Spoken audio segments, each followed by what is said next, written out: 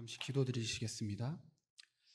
사랑과 은혜가 풍성하신 주님, 허물과 죄로 죽었던 우리를 살려주시고 이 시간 주의 말씀을 듣게 하시니 감사합니다. 전하는 자나 듣는 자 모두 주의 말씀 안에 풍성한 삶을 살게 하시고 주의 은혜를 힘입어 살 수 있는 한 주, 또한 우리의 인생이 될 수 있도록 인도하여 주옵소서. 거룩하신 예수님의 이름으로 기도드립니다. 아멘. 반갑습니다. 오늘 말씀을 함께 나누게 되었습니다. 하나님께서는 저와 여러분을 향해 계획하신 대로 하나님의 일을 이루시는 줄을 우리는 믿습니다. 오늘 우리는 사도 바울의 성품을 하나님께서 사용하셔서 에베소 교회에 편지하며 그 교회를 향한 하나님의 뜻, 하나님의 경륜과 감추어 두신 구원에 관한 비밀은 너희는 하나님의 자녀요 하나님의 백성이다는 정체성을 갖고 사는 것에서부터 시작된다는 것을 살펴볼 것입니다. 그리고 이 정체성으로 인해 서로 나뉘어져 있고 서로 다른 삶의 양식을 갖고 살았던 사람들이 주 안에서 서로 하나 되어 살아간다는 것을 보게 될 것입니다. 하나님께서 허락하셔서 예수 그리스도를 믿는 성도된 우리의 정체성이 하나님의 자녀라는 것을 알고 믿게 될 때 이 정체성은 우리가 이전에 어떤 사람이었는지를 기억하게 하고 하나님 앞에 엎드려 겸손한 마음으로 나아갈 수 있도록 도울 것입니다. 또한 우리의 믿음은 하나님 앞에 더욱 단단히 세워져 갈 것을 믿습니다. 성경은 우리가 하나님의 자녀 된다는 것이 교회의 정체성과 존재의 이유가 되고 성도의 존재 이유가 된다는 것을 본문 말씀 4절을 통해서 비교하며 기록합니다. 이전에 우리가 본질상 진노의 자녀이었더니 라고 말씀하시므로 이전까지는 진노의 자녀이었지만 지금은 그렇지 않다는 사실을 성도들에게 말씀하시는 것입니다. 본질상 진노의 자녀였던 저와 여러분에 대해서 성경은 허물과 죄로 죽었던 사람들이다 라고 말씀하시면서 그는 너희를 살리셨도다 라고 말씀합니다. 허물과 죄로 죽었던 사람들을 하나님께서 하나님의 아들을 통해 살리셨다는 말씀입니다. 세상을 살아가는 교회 밖에 있는 사람들과 교회 안에 있는 몇몇 사람들, 믿음이 연약한 자들에게 죽음은 숨을 거두는 일에 불과합니다. 그렇게 가야 할 본향이 있다는 것은 더욱 믿기 어려운 것이 우리네 현실입니다. 특히 인간의 생명을 연장시킬 만큼 발달된 의학기술은 그 옛날 영생굴사라는 말을 다시금 꺼내와서 믿고 싶을 만큼 생명의 끝을 조금씩 연장하고 있습니다. 그렇기에 더욱 믿지 못하는 것이 현실인 것이죠. 그렇지만 인간사에 분명한 것은 그가 어떤 사람이건 상관하지 않고 죽음은 반드시 그를 죽게 한다는 것입니다. 성경은 하나님께서 이 죽음으로부터 우리를 살리셨다고 말씀합니다. 또한 죽음까지도 다스리시는 분이 하나님이신 것을 일깨워 줍니다. 오늘 말씀 가운데 기록된 죽음은 육체의 죽음을 말하는 것은 아닐 것이라 생각합니다. 하나님의 도성을 쓴 교부로 알려져 있는 아우구스티누스는 죽음은 영혼과 육체의 분리이며 동시에 하나님과 단절된 인간 영혼의 상태를 말한다고 했습니다. 하나님께서는 그리스도의 공생의 사역 기간 동안에 하나님 나라가 이미 임했다는 것과 아직 완성되지 않았다는 것을 그리스도의 사역을 통해 말씀하셨습니다. 아직 완성되지 않은 나라에 살고 있는 우리에게 죄와 사망에 대한 문제는 우리의 몸과 생각을 괴롭게 하는 문제가 됩니다. 그렇지만 부활하신 그리스도께서 다시 오실 때 하나님 나라가 완성될 것을 우리는 믿습니다. 또한 이 문제들이 해결될 것을 믿습니다. 이런 의미에서 바울은 에베소서를 써내려가면서 죽음에 관해 말씀합니다. 그것은 하나님과 단절된 삶을 말씀합니다. 단절된 삶을 살던 너희를 하나님께서 살리셨다고 힘주어 말씀하는 것이죠. 세상은 죽음 이후의 삶을 말하지 않고 관심을 두고 있지 않지만 성경은 죽음 이후의 삶에 관심을 두며 지금 주 안에서 거듭난 우리의 삶이 어떠한가에 관심을 두고 있다는 사실을 믿으시기를 소망합니다. 바울은 이 편지를 에베소에 있는 성도들과 에베소를 둘러싸고 있는 신실한 자들, 그리스도를 믿는 신앙을 갖고 가는 사람들에게 이 말씀을 전하고 있습니다. 그들은 유대 그리스도인들과 헬라 그리스도인들입니다. 저마다 삶의 양식이 다를 것입니다. 그래서 때로는 삶의 양식을 갖고 다투기도 했고, 누가 더 하나님의 자녀이고 누가 더 하나님의 백성인지 시시비비를 가렸던 적이 없지 않습니다. 우리는 바울이 쓴 편지들을 쭉 읽다 보면 이 사실이 얼마나 심각했는지를 알고 있습니다. 그렇지만 이들이 어떤 다툼을 했건 성경은 이전에는 하나님을 알지 못했던 너희 모두가 본질상 진노의 자녀였으며 세상 풍조를 따르고 공중의 권세 잡은 자를 따르던 사람이라는 것을 지적합니다. 그리고 말씀합니다. 허물과 죄로 죽었던 너희를 살리셨도다라고 말이죠. 허물과 죄로 죽었던 사람은 어떤 사람입니까? 불순종의 아들들 가운데서 역사하는 한 영의 다스림을 받아 그 가운데서 우리 육체의 욕심을 따라 지내던 사람입니다. 이 사람을 다스리던 한 영은 하나님을 대적했던 한 영입니다. 하나님을 신실하게 믿는 사람을 참소하던 한 영입니다.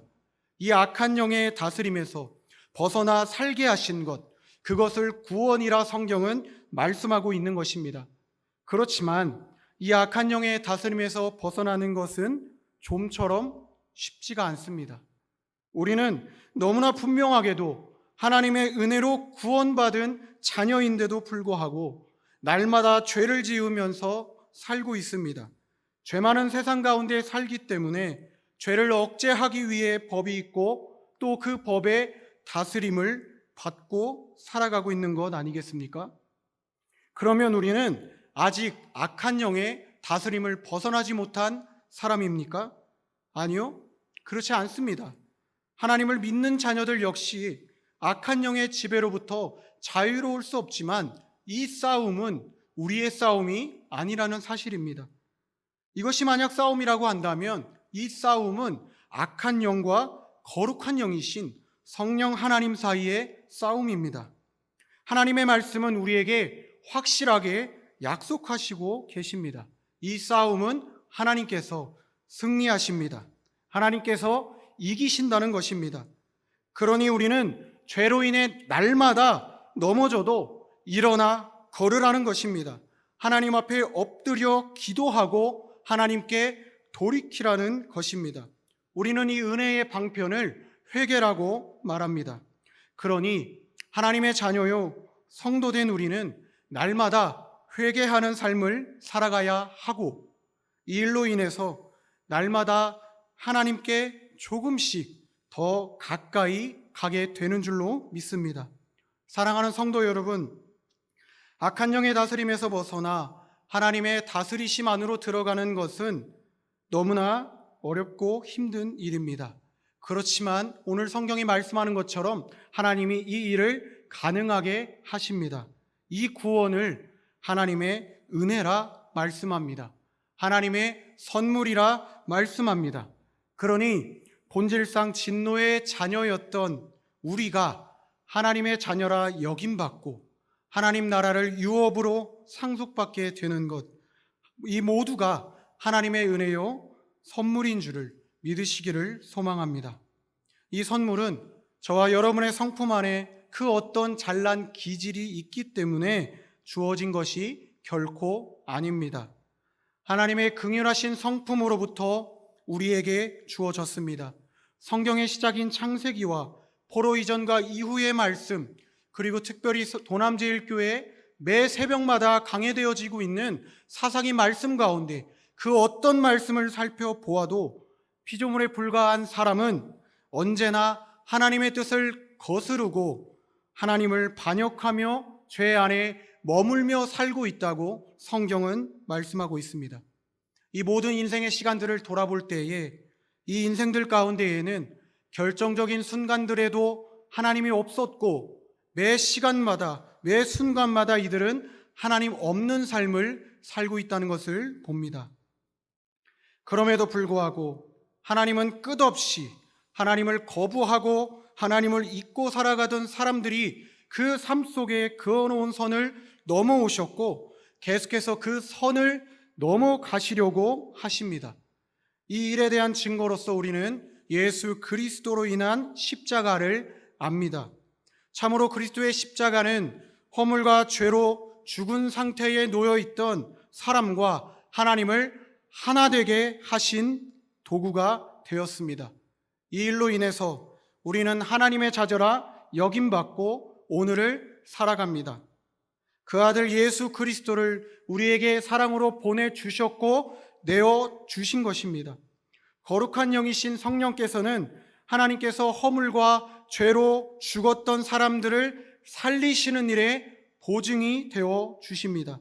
그러므로 우리가 하나님의 자녀라 여김받고 살아가는 것은 교회의 성도와 정체성이며 존재의 이유가 되는 것을 우리는 알게 되는 것이고 믿게 되는 것이죠. 하나님의 도우심이 없다면 우리가 어찌 알고 어찌 믿겠습니까? 주 안에서 거듭난 생명에게 성경은 너희가 그리스도와 함께 한다는 사실을 반복해서 일깨워 줍니다. 그리스도와 함께 살았고 함께 하늘에 앉히셨다고 말씀합니다. 이 말은 주 안에서 거듭난 생명인 너희는 그리스도와 함께 죽었고 그리스도와 함께 살았다는 것을 말씀합니다.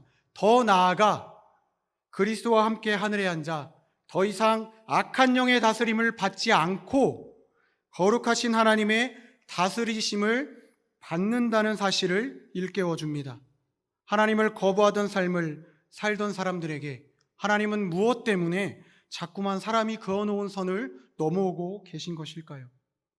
그것은 하나님께서 처음 아담과 하와를 창조하시고 에덴에 두실 때 하셨던 약속 때문이기도 하지만 더 깊은 의미에서는 죄 많은 사람으로 인해서 하나님의 거룩하신 이름이 훼손될 수 없기 때문입니다. 하나님은 첫사람 아담을 창조하실 때 아름답고 먹기에 좋은 나무가 나는 동산 가운데에 두셨습니다. 그리고 이곳을 거닐며 그가 살 것을 말씀하셨습니다. 심지어 그가 홀로 있는 것을 보시고 사람이 혼자 사는 것이 좋지 않다 여기시어 돕는 배필을 지으셨습니다. 어떻게 보면 성경의 첫 시작은 선악을 알게 하는 나무의 열매를 먹지 말라라는 아담에 대한 하나님의 명령으로 시작한 것 같지만 가장 좋은 모습으로서 하나님의 사람이 거할 곳을 허락하신 일로 시작됐다는 것을 볼 수 있습니다. 더욱 시간이 지나 우리는 이 말씀을 살펴보게 될 때 이 명령 뒤에 하나님의 약속이 감추어져 있다는 사실을 알게 됩니다. 선악을 알게 하는 나무의 열매를 먹지만 않는다면 죽지 않을 거야 라는 사실은 하나님께서 이 사람을 살려두시고자 하시는 심오한 뜻이지 않겠습니까? 그런데 우리가 잘 알다시피 아담은 하나님께서 돕는 배필로 지어주신 하와와 함께 그 열매를 먹었습니다. 그 결과로 당장 우리는 우리 앞에 놓여져 있는 죽음을 두려워하게 된 것이지 않겠습니까? 우리 잠깐 에스겔 20장 44절 말씀을 함께 읽어보도록 하겠습니다. 구약성경 에스겔 20장 44절입니다. 한 목소리로 함께 읽도록 하겠습니다. 시작. 내가 너희의 악한 길과 더러운 행위대로 하지 아니하고 내 이름을 위하여 행한 후에야 내가 여호와인 줄 너희가 알리라. 주 여호와의 말씀이니라. 아멘. 이 말씀은 그 스스로 마음이 딱딱해져 하나님을 없는 삶을 살던 사람들에게 하나님이 선지자를 통해 하신 말씀입니다. 하나님께서는 이 사람들을 신앙의 선배된 아브라함과 처음 약속하며 맹세하신 땅으로 인도하시겠다 말씀하십니다. 거룩하신 하나님의 이름이 이 사람들로 인해 훼손될 수 없기 때문입니다. 더 나아가 하나님의 백성이 가야 할 본향인 그곳은 하나님께서 처음 아담과 하와에게 약속하셨던 에덴과 같이 젖과 꿀이 흐르는 땅이 되기 때문입니다. 앞서 말씀드린 두 가지 경우를 모아서 생각해 볼 때 하나님은 지금까지도 그분의 약속에 신실하십니다. 죄 많은 사람들로 인해서 하나님의 거룩하신 이름이 훼손되지 않도록 하시기 위해서 지금까지도 약속에 신실하십니다. 하나님의 신실하신 성품은 하나님께서 저와 여러분에게 허락하신 구원이 그 성품에서 나온 것이며, 이 성품은 또 다른 의미에서 하나님의 긍휼하심이라는 것을 말씀하십니다. 비참한 상태에 놓여 있던 자들을 불쌍히 여기사 구원하신 그 은혜를 앞으로 올 여러 세대에 나타내 보이시려고 하시는 것은 하나님의 거룩하심을 나타내 보이시려는 것이며, 이 일을 위해서 성도가 있다는 것을 말씀하시는 것이죠. 이 은혜를 아는 성도들은 하나님을 알지 못했던 많은 사람들이 하나님을 찬양하도록 하시기 위해서 이 땅을 향유하며 살아가게 될 것입니다. 하나님의 은혜로 새 삶을 살게 된 성도에게는 진짜 가야 할 본향이 있습니다. 그곳은 우리 눈에 보이는 가나안과 같은 땅이 아닙니다. 거룩하신 하나님이 계시고 하나님을 믿는 백성들이 성경 말씀 6절에 기록된 것과 같이 그리스도 예수 안에 함께 하늘에 앉혀져 있는 그곳입니다. 요한은 그가 보았던 환상을 기록했던 요한계시록 20장 6절 말씀에서 이렇게 말씀합니다. 첫째 부활에 참여하는 자들은 복이 있고 거룩하도다.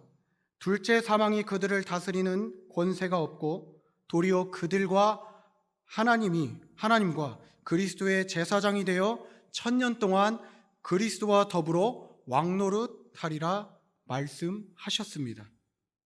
저와 여러분은 허물과 죄로 죽었던 자들입니다. 그런데 하나님은 이런 저와 여러분을 불쌍히 여기셔서 구원의 은혜를 베풀어 주셨습니다. 저와 여러분은 이미 첫째 부활에 참여한 성도들입니다. 그리스도 안에서 새 생명을 얻었고 덤으로 인생을 살고 있습니다.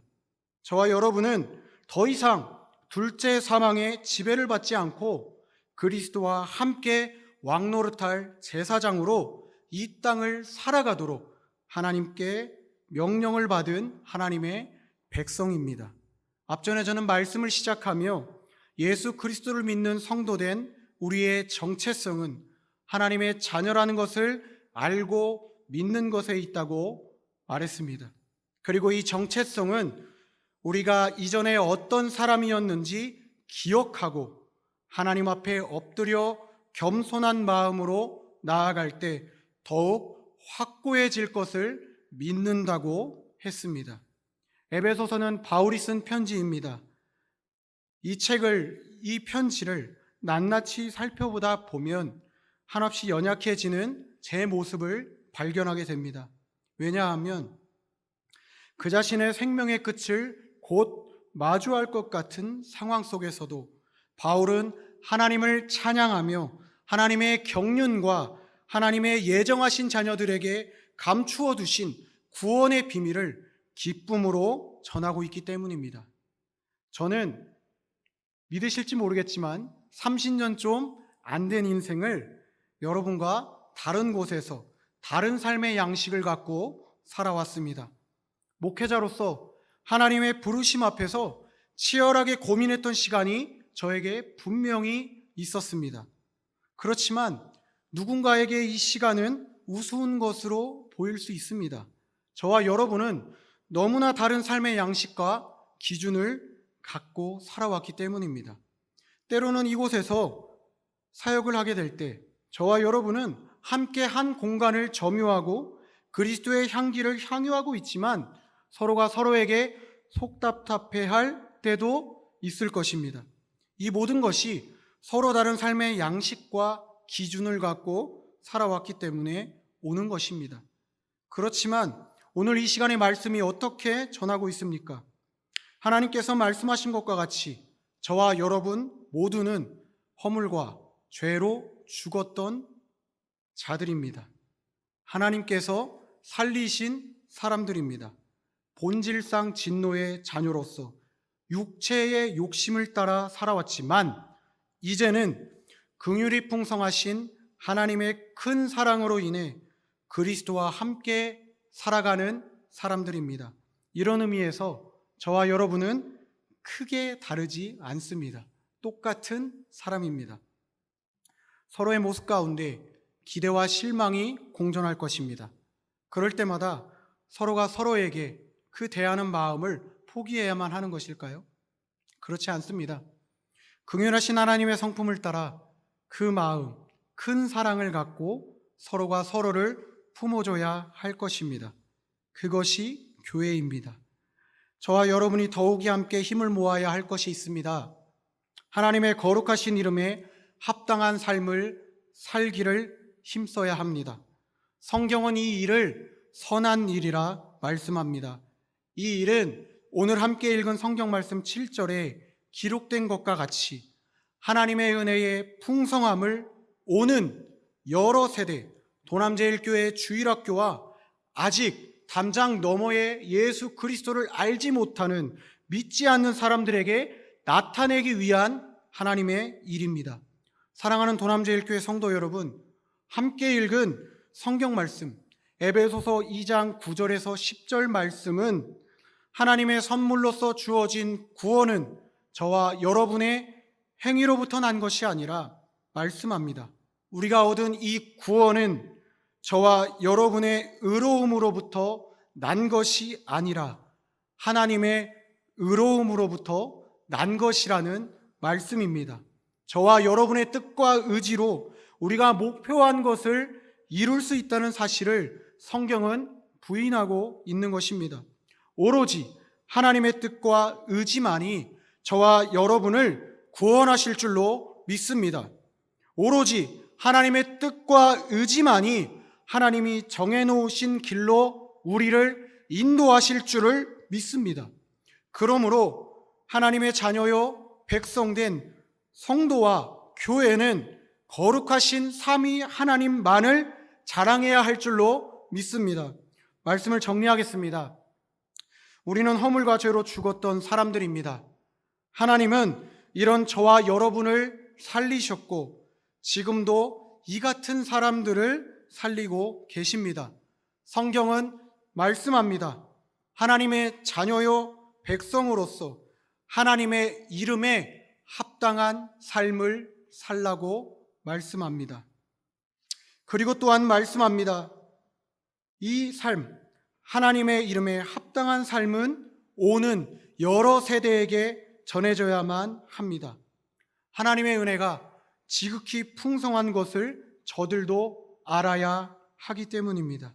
성경은 이 일을 선한 일이라 말씀했습니다. 이 일을 위해서 하나님은 저와 여러분을 만드셨고 하나님의 성도로 예비하신 것입니다. 피조물은 창조주를 기억합니다. 기억해야만 합니다. 그러므로 우리의 정체성을 알고 기억할 때에는 우리는 하나님이 예비하신 그 길을 따라 행하게 될 줄로 믿습니다.